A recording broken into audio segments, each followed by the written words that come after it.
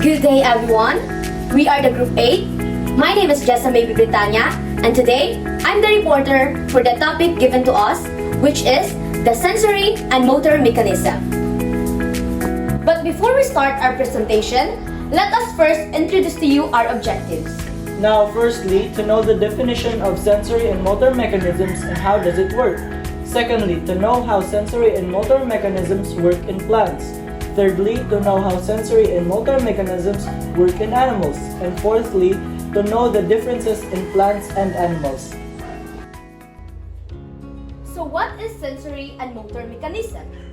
Sensory mechanism responsible for processing sensory information, allowing organisms to perceive the world through their senses: sight, hearing, touch, smell, and taste. So what is motor mechanism? It enables organisms to respond to sensory input by controlling movements and actions. Now, the meaning of sensory mechanism is, in basic layman's terms, it means when, for example, like a bird responds to climate change because when it gets colder, a bird migrates to warmer climates. Now, for motor mechanism, it is, for example, it is how the bird is enabled to move to a warmer climate when the climate changes to winter season. Now let us talk about how sensory mechanism works. The sensory neurons transmit impulses to the central nervous system such as the spinal cord or the brain. A motor neuron transmits impulses from the central nervous system to an effector such as a muscle. Now, sensory mechanism works by the sensation or the afferent neurons. Let's say an organism feels something or senses something of its external environment. Then it proceeds to the second, the CNS or the decision-making process. It is when an organism decides on how to respond on the specific sense that it sensed from its external environment. Now, thirdly, it goes through the process of efferent neurons, which is the reaction. It is how an organism reacts to its external environment that it has sensed. How does sensory and motor mechanism work in animals? Animal behavior is regulated by neural circuits that link sensory input to motor output. Sensory receptors detect stimuli from the environment and send signals to the brain, which processes the information. The brain then sends motor commands through motor neurons to muscles, initiating responses such as movement or reflexes. These behaviors are adaptive, allowing animals to react to their surroundings based on the sensory information they gather. So in animals, sensory and motor mechanism works when an animal feels something or senses something, and then the stimuli will respond to it. The sensory receptor will detect the environment if it has a predator and will send the information to the brain, and the brain will process the information. Then the brain will send the motor commands through motor neurons, initiating responses such as movement or reflexes. These behaviors are adaptive, allowing animals to react to their surroundings based on their surroundings and the sensory information they gather. For example, insects such as flies, or in Bisaya, langaw. They respond to their external environment so quickly. For example, when you're trying to catch a fly, they will react to it by avoiding the prey. The prey is the person who is trying to kill him. How does sensory and motor mechanism work in plants? Plants senses environmental factors like light, gravity, and touch through specialized receptors.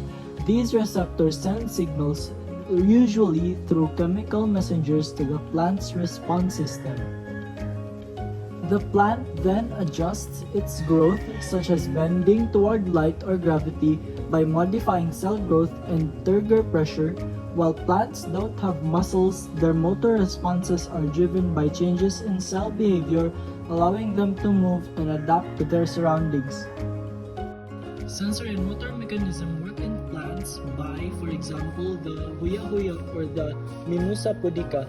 Like when the Mimosa pudica is touched, it responds to its outer stimuli by closing its leaves or its receptors to avoid being touched. Now for another example is the sunflower.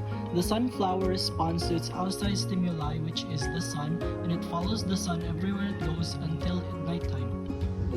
Trophism, a biological process in which a biological organism, normally a plant, grows or turns into in response to an environmental stimulus. In trophism, this response is dependent on the direction of the stimulus.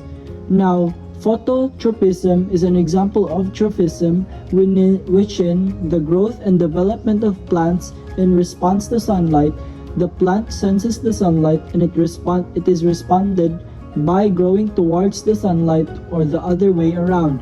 For example, the sunflower. When the sunflower is in daylight, it follows the sun everywhere it goes until nighttime when the sun disappears.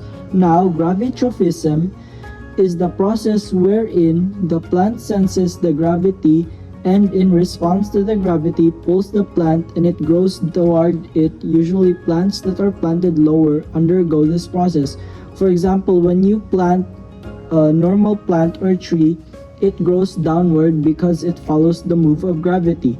Now, hydrotrophism is the growth of plants in relation to the water. There are two types of hydrotrophism. The positive, which causes plants to grow to saturated soil, and negative, which causes plants to grow to drier soil. Now, hydrotrophism is what makes plants adaptable to its environment, wherein a plant can grow in a desert or a plant can grow in a rainforest. Now, thymotrophism, the growth of plants in response to physical touch. There are two types of thymotrophism. The positive, wherein grows towards the object, and the negative, wherein the plants grow away from the object. Now, for example, is when a plant is trying to avoid an outside stimuli by moving or by growing away from it, or if the plant is growing or moving towards the outside stimuli. Comparison of sensory and motor mechanism in plants and animals. Sensory mechanism. In animals, sensory receptors detect stimuli like light, sound, temperature, and pressure from the environment. In plants, specialized receptors sense light, gravity, touch, and other environmental factors. Signal transmission. In animals, signals are sent through neurons to the brain or spinal cord for processing. In plants, signals are sent through chemical messenger to the plant's response system. Response mechanism. In animals, the brain sends motor commands through motor neurons to muscle initiating movements or reflexes.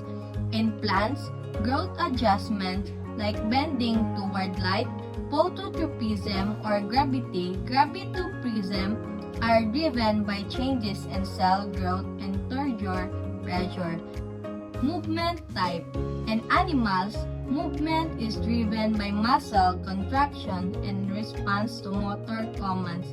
In plants, movement is due to changes in cell behavior such as growth or changes in pressure. Adaptation. In animal behaviors are adaptive, allowing responses like fleeing, danger, or finding food. In plants, plant movements are adapted, enabling growth toward favorable conditions. We'll show you some videos on how plants and animals adapt and react to their environment. Everything around a living thing is called its environment. Did you know that plants can change their environment? Take tree roots for example. They're so strong, they can even break apart concrete. Big plants, like trees and bushes, can grow very tall. They spread their leaves and branch out to create shade.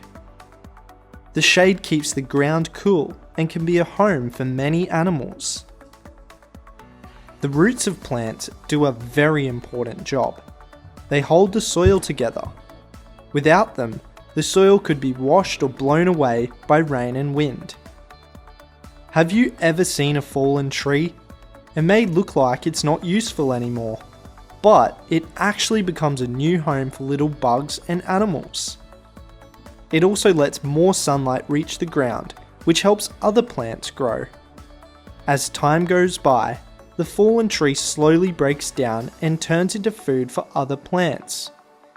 Isn't that just amazing? Can you think of other ways plants can change the environment? Hello and welcome back to our channel. Today, we're going to talk about how animals adapt to their environment. Animals have evolved over millions of years to survive in different environments. From the blistering heat of the desert to the freezing cold of the Arctic, animals have adapted to their surroundings in amazing ways. One of the most important ways animals adapt to their environment is through their physical characteristics. For example, animals living in the desert have developed long legs to help them walk on the hot sand, and they also have developed the ability to store water in their bodies to survive for long periods without drinking. Another way animals adapt is by changing their behavior. For instance, many animals living in the Arctic have adapted to the long, dark winters by hibernating, which means they sleep for long periods to conserve energy and wait for the spring when food is more plentiful. In addition to these physical and behavioral adaptations, animals also have evolved different ways of obtaining food in their environment. For example, predators in the African savanna have developed sharp teeth and claws to catch and kill their prey, while herbivores like giraffes have evolved long necks to reach leaves on tall trees. Finally, animals have also adapted to avoid danger from predators. Some animals have evolved the ability to camouflage themselves to blend into their surroundings, making them harder to see. These are just a few of the ways animals have adapted to their environment. By adapting, animals are able to survive and thrive in different environments. That's all for today's video.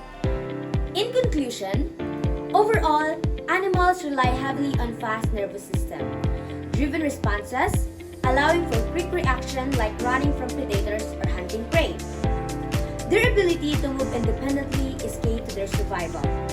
In contrast, plants being rooted in place have evolved to adjust their growth and development based on environmental stimuli.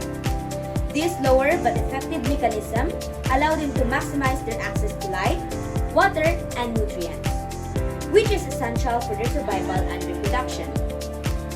In both plants and animals, sensory systems are vital for responding to environmental changes, but the mechanism by which they respond are distinctly different, tailored to their respective modes of life. That's all for today. We hope you learned from our discussion. Thank you and goodbye.